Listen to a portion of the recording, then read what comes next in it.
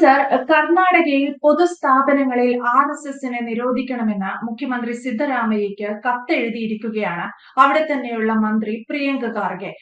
എന്തുകൊണ്ടായിരിക്കാം കർണാടകയിൽ ആർഎസ്എസിനെ നിരോധിക്കണമെന്ന് പ്രിയങ്ക ഖാർഗെ പറയുന്നത്?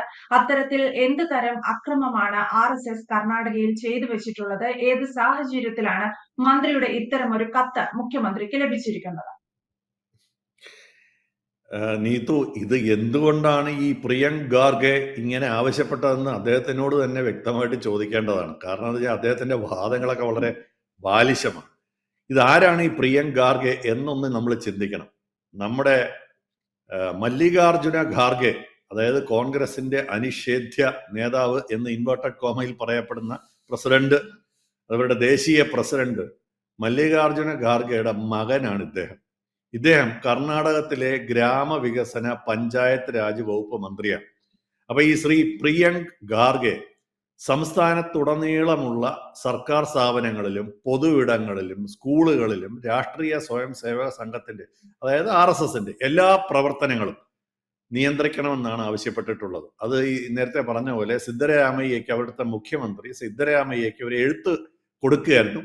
ഉടൻ തന്നെ സിദ്ധരാമയ്യ അത് കാത്തിരുന്നത് പോലെ ഉടനടി ആവശ്യമായ നടപടികൾ എടുക്കണമെന്ന് പറഞ്ഞ് നിർദ്ദേശം താഴോട്ട് കൊടുത്തിട്ടുള്ളതാണ് റിപ്പോർട്ടുകൾ പറയുന്നത്. ഇതിനകത്ത് നമ്മൾ ഇതിനെ ഒന്ന് വിലയിരുത്തേണ്ടത്, ഈ ആവശ്യത്തെക്കുറിച്ച് നമ്മളൊരു സാധാരണ പൗരൻ എന്ന നിലയിലും ഇത്തരം കാര്യങ്ങളെക്കുറിച്ച് നിരീക്ഷിക്കുന്ന ഒരു ആളെന്ന നിലയിലും ഒരു വൈകാരികമായോ രാഷ്ട്രീയമായോ അല്ലാതെ നമ്മളൊരു യുക്തിസഹമായിട്ടും യുക്തിപരമായിട്ടും നിയമപരമായിട്ടും ഭരണഘടനാപരമായിട്ടും വിലയിരുത്തുന്നതിനാണ് എനിക്ക് താല്പര്യം. കാരണം ഇങ്ങനെ പറയാൻ അവർക്ക് അവകാശമുണ്ടോ? എന്താണ് ഇവിടുത്തെ ഇതിനെക്കുറിച്ചുള്ള നിയമങ്ങൾ? ഇതൊക്കെ ഒന്നാണ് നമുക്ക് സംസാരിക്കേണ്ടത്. അല്ലാതെ അവരുടെ ആഗ്രഹം എന്തോ ആയിക്കോട്ടെ, ഇനി അതിന് RSSകാരുടെ മറുപടി എന്തോ ആയിക്കോട്ടെ. പക്ഷേ എന്താണ് ഇതിങ്ങനെ പറയാൻ, ഇങ്ങനെ ഒരാൾക്ക് അവകാശപ്പെടാൻ എന്താണ് ലോജിക്ക്? എപ്പോഴാണ് ഇങ്ങനെ ഒരു ആഗ്രഹം പ്രകടിപ്പിക്കാൻ പ്രത്യേകിച്ച് ഭരിക്കുന്ന ഒരു മന്ത്രിക്ക് സാധിക്കുക എന്നുള്ളതാണ് നമ്മുടെ ഒരു ചിന്താവിഷയം. അപ്പൊ നേരത്തെ പറഞ്ഞ പോലെ സർക്കാർ സ്കൂളുകൾ, പൊതു പാർക്കുകൾ, സർക്കാരിന്റെ ഉടമസ്ഥതയിലുള്ള ക്ഷേത്ര പരിസരങ്ങൾ എന്നിവയിൽ പോലും RSS ശാഖകൾ നടക്കുന്നുണ്ടെന്നും അത് അവരുടെ പ്രഭാത ഒത്തുചേരലുകളും പരിശീലന സെഷനുകളും നടക്കുന്നതുമാണ് അദ്ദേഹത്തെ പ്രകോപിപ്പിച്ചിരിക്കുന്ന, ചൊടിപ്പിച്ചിരിക്കുന്ന ഒരു പ്രധാനപ്പെട്ട കാരണം എന്നാണ് അദ്ദേഹം പറയുന്നത്. ഇനി അതിന് പറയുന്ന കാരണം എന്ന് പറഞ്ഞാൽ ഇത് കുട്ടികളെയും യുവാക്കളെയും പ്രത്യയ ശാസ്ത്രപരമായി സ്വാധീനിക്കുമെന്നും ഇന്ത്യൻ ഭരണഘടനയുടെ ഐക്യം, മതേതരത്വം എന്നീ അടിസ്ഥാന തത്വങ്ങൾക്ക് ഇത് വിരുദ്ധമാണെന്നുമാണ് അദ്ദേഹം വാദിക്കുന്നത്. അപ്പൊ അതുകൊണ്ട് തന്നെ അത്തരം പൊതു ഇടങ്ങളിൽ RSSന്റെ പ്രവർത്തനങ്ങൾക്ക് സമ്പൂർണമായ നിരോധനം ഏർപ്പെടുത്തണമെന്നാണ് അവരുടെ ആവശ്യം. അവിടെ ഭരിക്കുന്നത് കോൺഗ്രസ് ആണ്. അതുകൊണ്ട് തൽക്കാലം അവർക്ക് ആഗ്രഹമുണ്ടെങ്കിൽ അതൊക്കെ നടത്തിയെടുക്കാൻ, പ്രത്യേകിച്ച് ഒരു മന്ത്രിക്ക് ഒരു ആഗ്രഹം തോന്നിയാൽ അതിന് മുഖ്യമന്ത്രിയുടെയും കൂടെ മൗനാനുവാദം ഉണ്ടെങ്കിൽ കാര്യങ്ങൾ പക്ഷേ എളുപ്പമാണെന്ന് നാം തെറ്റിദ്ധരിച്ചേക്കാം. എന്നാൽ അത് നടക്കുമോ എന്നുള്ളതാണ് അടുത്തൊരു ചോദ്യം. അപ്പൊ ഇവിടെ വരുന്ന പ്രധാനപ്പെട്ട ചോദ്യങ്ങൾ എന്താണ്? ഒന്നാമതായി, അത്തരമൊരു നിരോധനം ഇന്ത്യൻ ഭരണഘടനയുടെ ചട്ടക്കൂടിൽ നിന്ന് ന്യായീകരിക്കാൻ സാധിക്കുമോ? രണ്ടാമത്തത്, നിയമം, നീതി, ജനാധിപത്യ തത്വങ്ങൾ എന്നിവയുടെ ഒരു പരിശോധന ഇതിന്റെ പുറത്ത് നടക്കുകയാണെങ്കിൽ അത് നിലനിൽക്കുമോ? ഇങ്ങനെ രണ്ട് കാര്യങ്ങൾ. ഒന്ന്, ഭരണഘടനയുടെ ചട്ടക്കൂടി നിൽക്കാൻ പറ്റുമോ എന്നുള്ള ഒന്ന്. രണ്ട്, നമ്മളൊരു നീതിയുടെ ഇതിൽ കൂടി നോക്കുകയാണ്, കണ്ണുകളിൽ കൂടി നോക്കുകയാണെങ്കിൽ, അല്ലെങ്കിൽ നിയമത്തിന്റെ കണ്ണുകളിൽ കൂടി നോക്കുകയാണെങ്കിൽ, ജനാധിപത്യ തത്വത്തിന്റെ കാഴ്ചപ്പാടിൽ നോക്കുകയാണെങ്കിൽ ഇവയ്ക്ക് അതിനകത്ത് എന്തെങ്കിലും ഒരു സ്ഥാനമുണ്ടോ? ഈ അവകാശവാദത്തിന് ഒരു സാങ്കത്യമുണ്ടോ എന്നുള്ളതാണ് അടുത്തൊരു ചോദ്യം. നമ്മൾ 2-3 കാര്യങ്ങൾ ഞാൻ പറയാനകത്ത് ആഗ്രഹിക്കുന്നു. ഈ ഇന്ത്യൻ ഭരണഘടന ഓരോ പൗരനും 3 സുപ്രധാനമായ സ്വാതന്ത്ര്യങ്ങൾ ഉറപ്പു നൽകുന്നതാണ്. ഇത് എല്ലാവരും എപ്പോഴും അറിഞ്ഞിരിക്കേണ്ട ഒരു കാര്യമാണ്. അതായത് ആർട്ടിക്കിൾ 19(1)(a) എന്ന് പറയുന്ന ഒരു വളരെ പ്രധാനപ്പെട്ട ഒരു ആർട്ടിക്കിൾ ഉണ്ട്. ഇപ്പൊ ഇന്ത്യൻ ഭരണഘടനയുടെ, ഇവർ ഇടയ്ക്കിടയ്ക്ക് ഈ പൊക്കി കാണിക്കുന്ന ഇന്ത്യൻ ഭരണഘടനയിൽ എഴുതിയിരിക്കുന്ന ആർട്ടിക്കിൾ 19(1)(a) എന്താണ്? സംസാര സ്വാതന്ത്ര്യവും ആവിഷ്കാര സ്വാതന്ത്ര്യവും. 2, ആർട്ടിക്കിൾ 19(1)ൽ തന്നെ സെക്ഷൻ ബി എന്താണത്? ആയുധങ്ങളില്ലാതെ സമാധാനപരമായി ഒത്തുചേരാനുള്ള അവകാശം. അപ്പോൾ ആർട്ടിക്കിൾ എ എന്ന് പറഞ്ഞാൽ സംസാര സ്വാതന്ത്ര്യവും ആവിഷ്കാര സ്വാതന്ത്ര്യമാണ്. 1B എന്ന് പറഞ്ഞു കഴിഞ്ഞാൽ ആയുധങ്ങളില്ലാതെ സമാധാനപരമായി ഒത്തുചേരാനുള്ള അവകാശമാണ്. ഇനി ആർട്ടിക്കിൾ 19 1 തന്നെ സി, സംഘടനകളും യൂണിയനുകളും രൂപീകരിക്കാൻ അല്ലെങ്കിൽ ഉണ്ടാക്കുവാനുള്ള അവകാശം.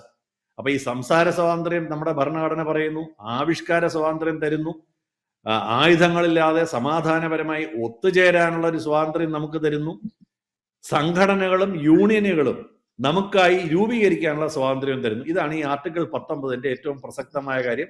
അത് ക്ലോസ് 1 ABC എന്ന് പറഞ്ഞിട്ടാണ് നിർവചിച്ചിരിക്കുന്നത്.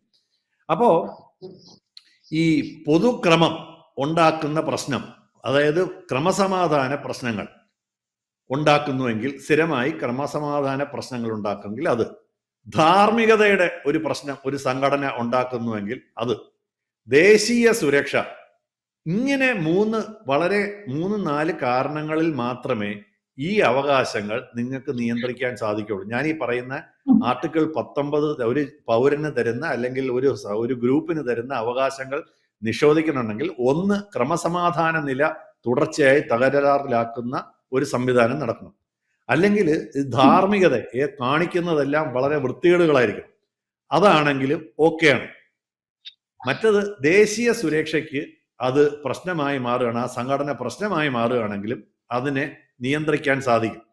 അപ്പോഴും നിയന്ത്രിച്ചാൽ തന്നെ അത് ന്യായമായ നിയന്ത്രണമായിരിക്കണം കൊണ്ടുവരേണ്ടത്. അല്ലാതെ കാടടച്ച് വെടിവെക്കാൻ പറ്റൂല, മൊത്തത്തിൽ ബാൻ ചെയ്യാൻ പറ്റൂല, ആനുപാതികമായ നിയന്ത്രണങ്ങളായിരിക്കണം. അതായത് എന്താണോ അവർ ചെയ്ത് അതിന് ഉള്ള ആനുപാതികമായ നിയന്ത്രണം. ഇങ്ങനെ ഇതൊക്കെ വളരെ വ്യക്തമായിട്ട് നമ്മുടെ ഭരണഘടന, ഞാൻ നേരത്തെ പറഞ്ഞ പോലെ ഇവരെ ഇടയ്ക്കിടയ്ക്ക് പൊക്കിപ്പിടിക്കുന്ന ആ ഭരണഘടന തന്നെ ഇന്ത്യയിലെ ഓരോ പൗരനും നൽകിയിട്ടുണ്ടെന്നുള്ളതാണ് അതിന്റെ സത്യം.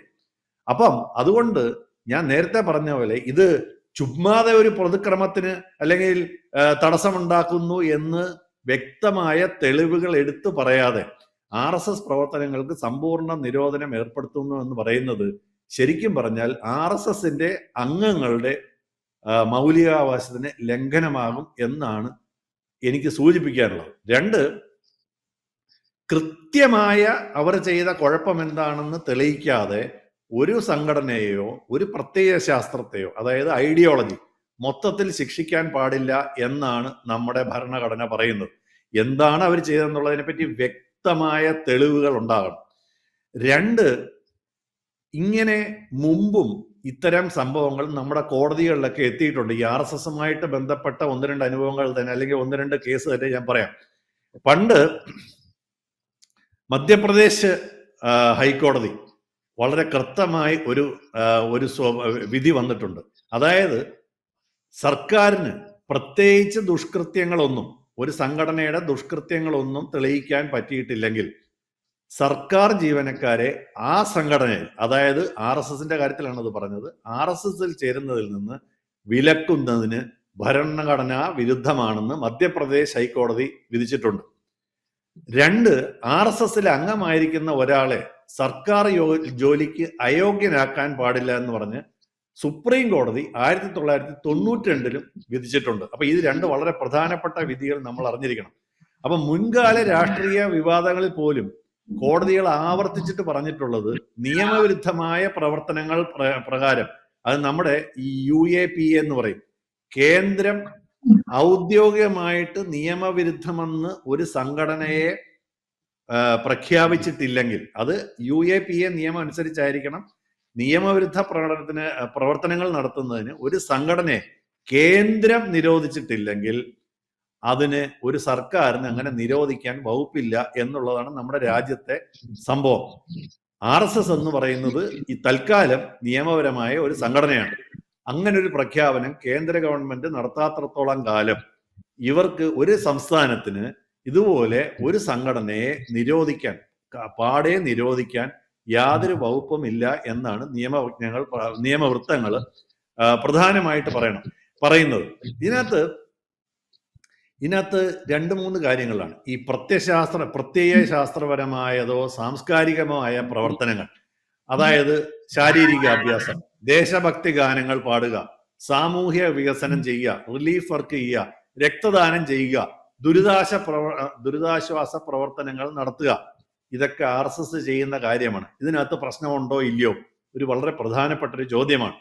രണ്ട്, നമ്മുടെ എവിടെയെങ്കിലും വർഗീയത പ്രചരിപ്പിക്കുന്നതായിട്ട് തെളിവുകളുണ്ടോ, അതും അടുത്തൊരു പ്രധാനപ്പെട്ട ചോദ്യമാണ്. അപ്പം ഇത് രണ്ടും ഇല്ല എന്നുണ്ടെങ്കിൽ ഇവര് പറയുന്നത് പോലെ സ്കൂൾ കോമ്പൗണ്ടില്, സർക്കാർ ഓഫീസുകളില് ഇങ്ങനെ അല്ലെങ്കിൽ രാഷ്ട്രീയമോയോ വർഗീയത ഇവരൊക്കെ ഈ സ്ഥലങ്ങളിലൊക്കെ ചെന്നിട്ട് അവിടെ രാഷ്ട്രീയ പ്രവർത്തനം നടത്തുന്നുണ്ടോ അല്ലെങ്കിൽ വർഗീയത പ്രചരിപ്പിക്കണമെന്നുണ്ടോ എന്നുള്ളതും പരിശോധിക്കപ്പെടേണ്ടതാണ്. ഇങ്ങനെയൊക്കെ ചെയ്യുന്നുണ്ടെങ്കിൽ ഓക്കെ, അതായത് അവിടെ ഏതെങ്കിലും ഒരു സ്കൂളിൽ ചെന്നിട്ട് അല്ലെങ്കിൽ ഒരു ഓഫീസിൽ ചെന്നിട്ട് അവിടെ രാഷ്ട്രീയ പ്രവർത്തനം നടത്തുന്നു, അവിടെ വർഗീയ പ്രവർത്തനം നടത്തുന്നുവെങ്കിൽ സർക്കാരിന് പറയാം അത് ചെയ്യാൻ പാടില്ല എന്ന് പറയാം. എന്നാൽ ഒരു പ്രത്യയശാസ്ത്രത്തിൽ വിശ്വസിക്കുന്നു, അതിൽ പെട്ടു എന്ന് വിചാരിച്ച് മാത്രം അവരുടെ ഒത്തുചേരലുകൾ നിരോധിക്കുന്നത് യുക്തിസഹമല്ല, അത് നിയമാനുസൃതമല്ല. ഇതാണ് ഒരു പക്ഷേ മന്ത്രി മനസ്സിലാക്കേണ്ട ഒരു വളരെ പ്രധാനപ്പെട്ട പോയിന്റ്. ഇനി അല്ല അങ്ങനെയുണ്ടെങ്കിൽ ഈ ഒരു പ്രത്യയശാസ്ത്രം പിന്തുടരുന്നു എന്ന് കാരണം പറഞ്ഞ് നമ്മൾ നിർത്തുകയാണെങ്കിൽ NCC ഒരു പ്രത്യയശാസ്ത്രത്തിന്റെ പുറത്താണ്, നമ്മുടെ കോളേജുകളിലെ NSS ഒരു പ്രത്യയശാസ്ത്രത്തിന്റെ പുറത്താണ്, യൂത്ത് കോൺഗ്രസ് അവിടെ മീറ്റിങ്ങുകൾ അവിടെ അനുവദിക്കുകയാണെങ്കിൽ, സർക്കാർ പാർക്കുകളിൽ അനുവദിക്കുകയാണെങ്കിൽ അതൊരു പ്രത്യയശാസ്ത്രത്തിന്റെ പുറത്താണ്. മൈനോറിറ്റി കമ്മ്യൂണിറ്റി, മുസ്ലിം സംഘടനകൾ, ക്രിസ്ത്യൻ സംഘടനകൾ ഇവിടെയൊക്കെ കൂടാറുണ്ട്, പാർക്കുകളിൽ യോഗങ്ങൾ നടത്താറുണ്ട്, പള്ളികളിൽ ഇത്തരം പ്രവർത്തനങ്ങൾ നടത്താറുണ്ട്. അപ്പൊ അത് നിരോധിക്കേണ്ടി വരും. ഇങ്ങനെയാണ് ഒരു പ്രശ്നം. അപ്പൊ ഒരു സംഘടനയെ മാത്രമായിട്ട് നിരോധിക്കുക എന്ന് പറയുമ്പോൾ അത് പറ്റത്തില്ല. അതുപോലെ തന്നെ ഇടത് കോൺസെപ്റ്റ് എന്ന് പറയുന്നത് ഒരു പ്രത്യേക ശാസ്ത്രമാണല്ലോ. ഇടത് ചിന്താഗതി, അവരുടെ ഇപ്പോ സമ്മേളനങ്ങൾ, ഇതൊക്കെ ഗവൺമെന്റ് സ്ഥലങ്ങളിൽ നടക്കാറുണ്ട്. അപ്പൊ അതിനെ നിരോധിക്കേണ്ടി വരും. കാരണം ഒരു സംഘടനയ്ക്ക് മാത്രം ഒരു നിയമം, മറ്റേ സംഘടനയ്ക്ക് വേറെ ഇതൊന്നും ചിന്തിക്കാതെ എടുത്തു ചാടി ഇങ്ങനെ നിരോധിക്കാൻ പോകുന്നത് അബദ്ധത്തിൽ പെടാനാണ് സാധ്യത. ഇതാണ് അടുത്ത പറയാനുള്ളത്. കാരണം ആർട്ടിക്കിൾ 14 പറയുന്നത്, നമ്മുടെ ഭരണഘടനയുടെ ആർട്ടിക്കിൾ 14 പറയുന്നത് സർക്കാർ എല്ലാ സംഘടനകളോടും തുല്യമായി പെരുമാറണമെന്നാണ്. അപ്പൊ RSSനെ നിരോധിക്കുകയും മറ്റ് സംഘടനകളെ ഇത് ചെയ്യാൻ അനുവദിക്കുകയും ചെയ്യുകയാണെങ്കിൽ ആർട്ടിക്കിൾ 14ന്റെ ലംഘനമായി വരും എന്നുള്ളതാണ് ഒരു പ്രധാനപ്പെട്ട കാര്യം. അല്ലെങ്കിൽ പിന്നെ എല്ലാ സാമൂഹിക മത സാംസ്കാരിക ഗ്രൂപ്പുകളെയും പൊതു പാർക്കുകളിൽ പറ്റൂല, സർക്കാരിന്റെ ഹാളുകളിൽ പറ്റൂല, ഒത്തുകൂടാൻ അനുവദിക്കൂല എന്ന് പറയണം. അതിനവർ തയ്യാറാണോ എന്നുള്ളത് അടുത്ത ചോദ്യമാണ്. ഇനി ഇവര് ഭരണം മാറി അടുത്ത പ്രാവശ്യം BJP വരുമ്പോൾ ഇത് ചെയ്താലോ, അപ്പോഴും പ്രശ്നമാകും. അപ്പൊ ഇത് ഒരിക്കൽ ഇങ്ങനെ നമ്മൾ ചെയ്തിട്ട് അതിനെ ഓക്കെ ആണെന്ന് പറഞ്ഞാൽ അടുത്തവർ മാറി വരുമ്പോൾ അവരും ചെയ്യും. അപ്പൊ ചെയ്യുന്ന മറ്റേ സംഘടനകളായിരിക്കും. അപ്പൊ അവരെന്ത് പറയും? അപ്പൊ ഇതൊക്കെ വളരെ പ്രധാനപ്പെട്ട കാര്യങ്ങളാണ്. ചുമ്മാതെ നിരോധനം ഒന്നും ഏറ്റെടുക്കുന്നത് അത്ര വലിയ എളുപ്പമായ കാര്യമല്ല. മാത്രമല്ല അങ്ങനെ അഥവാ ചെയ്യുകയാണെങ്കിൽ ഉറപ്പായിട്ടും കോടതിയിൽ പോകാനുള്ള ഒരു സാധ്യതയുണ്ട്. ഇപ്പൊ നമുക്കറിയാം ഈ RSSന് നിരോധനം എന്ന് പറയുന്ന അത്ര വലിയ പുത്തരിയാണെന്ന് എനിക്ക് തോന്നുന്നില്ല. കാരണം 1948 മഹാത്മാഗാന്ധിയുടെ വധത്തിന് ശേഷം കുറച്ചു നാൾ RSSനെ നിരോധിച്ചിരുന്നു. പിന്നെ അതിനകത്ത് കാര്യമില്ല, അവർ തമ്മിൽ ബന്ധമില്ലെന്ന് പറഞ്ഞിട്ട് നിരോധനം നീക്കിയതാണ്. അന്നൊക്കെ ഭരിക്കുന്ന കോൺഗ്രസ് ആണെന്ന് ആലോചിക്കണം. 1975 അടിയന്തരാവസ്ഥ കാലത്തും RSSനെ നിരോധിച്ചിട്ടുണ്ട്. അതും കുറച്ച് കഴിഞ്ഞപ്പോൾ പിൻവലിക്കേണ്ടി വന്നു. 1992 ബാബറി മസ്ജിദ് പൊളിച്ചതിന് ശേഷം അപ്പോഴും നിരോധിച്ചിട്ടുണ്ട്. അതും തിരിച്ച് മാറ്റേണ്ടി വന്നു. കാരണം പറഞ്ഞാല് നിരോധിച്ചു കഴിഞ്ഞാൽ അവർ ചുമ്മാതിരിക്കത്തില്ലല്ലോ, അവരും അതിന്റെ നിയമപരമായ നടപടികളായിട്ട് മുന്നോട്ട് പോകും. അപ്പോ ഇതിന് ഒരു സംഘടനയെ നിരോധിക്കണമെങ്കിൽ വ്യക്തമായ തെളിവുകൾ, അവർ ഇന്ന കുറ്റം ചെയ്തു, രാജ്യദ്രോഹപരമായി പ്രവർത്തിച്ചു എന്ന് തെളിവുകൾ വേണം. അങ്ങനെ ചെയ്യാൻ പറ്റുമെങ്കിൽ ഓക്കെ. അല്ലാതെ രാഷ്ട്രീയ വിരോധത്തിന്റെ പുറത്ത് ഇങ്ങനെ കാര്യങ്ങൾക്ക് മുതിരുന്നത് മഹാ അബദ്ധമാണ്. അത് ഒരു കോടതിയിലും നിലനിൽക്കില്ല എന്ന് മാത്രമാണ് നമ്മൾ അതിനെക്കുറിച്ച് ഒന്ന് ആലോചിക്കുകയാണെങ്കിൽ ചെയ്യാൻ പറ്റും. ബാക്കി ഇപ്പൊ അവർ നിരോധിക്കുകയാണെങ്കിൽ RSS ചെയ്യാനുള്ളത് RSS ചെയ്തോളും, അവർ കോടതിയിൽ പോവുമായിരിക്കും. അപ്പൊ അതാണ് അതിന്റെ ഒരു ഇദ്ദേഹത്തിന്റെ ഒരു വലിയ ഒരു ആഗ്രഹത്തിനെ കുറിച്ച് എനിക്ക് ഒരു നിഷ്പക്ഷമായി അല്ലെങ്കിൽ നിയമപരമായി എനിക്ക് അതിനകത്ത് അഭിപ്രായം പറയാനുള്ള നീതു ഇതാണ്. ഇനി ബാക്കി അവർ നിരോധിക്കുകയാണെങ്കിൽ നമുക്ക് കണ്ടു കാണാം, അത്രയേ ഉള്ളൂ നമുക്ക് അതിനെക്കുറിച്ച് പറയാനുള്ളത്. Yes, ഇതിൽ വിനോദ് സാർ പറഞ്ഞതുപോലെ ഓരോ സംഘടനയ്ക്കും, അതായത് സ്കൂളുകൾ, കോളേജുകൾ, അല്ലെങ്കിൽ പൊതുസമൂഹത്തിൽ രാഷ്ട്രീയപരമായി ഒക്കെ പ്രവർത്തിക്കുന്ന ഓരോ സംഘടനകൾക്കും ഓരോ പദ്ധതികൾക്കും അതാത് പ്രത്യയശാസ്ത്രപരമായ ചില കാര്യങ്ങളുണ്ട്. അത് തന്നെയാണ് RSSനുള്ളതും. RSSന് മേൽ കൂടുതൽ ജനകീയമാകുന്നു അല്ലെങ്കിൽ ജനങ്ങൾ കൂടുതൽ വിശ്വാസ്യത പുലർത്തുന്നു എന്ന് കാണുമ്പോഴുള്ള കോൺഗ്രസിന്റെ സാറി സൂചിപ്പിച്ചതുപോലെ 1975 അല്ലെങ്കിൽ 92 അങ്ങനെയുള്ള കാലഘട്ടങ്ങളിലൊക്കെ കോൺഗ്രസിനുണ്ടായ അത്തരം വെപ്രാളവും അല്ലെങ്കിൽ വിരളി പിടിച്ച ചില തീരുമാനങ്ങളും പ്രസ്താവനകളും മാത്രമായിട്ട് മല്ലികാർജുന ഖാർഗെയുടെ മകൻ പ്രിയങ്ക ഖാർഗെയുടെ ഇത്തരം പ്രസ്താവനകളെ കാണേണ്ടതുള്ളൂ. എന്തായാലും വ്യക്തമാണ്. Thank you Vinod sir. കൂടുതൽ വാർത്തകളും വിശേഷങ്ങളും നിങ്ങളിലേക്ക് എത്താൻ ABC മലയാളം സബ്സ്ക്രൈബ് ചെയ്യുക, ബെൽബട്ടനും അമർത്തുക.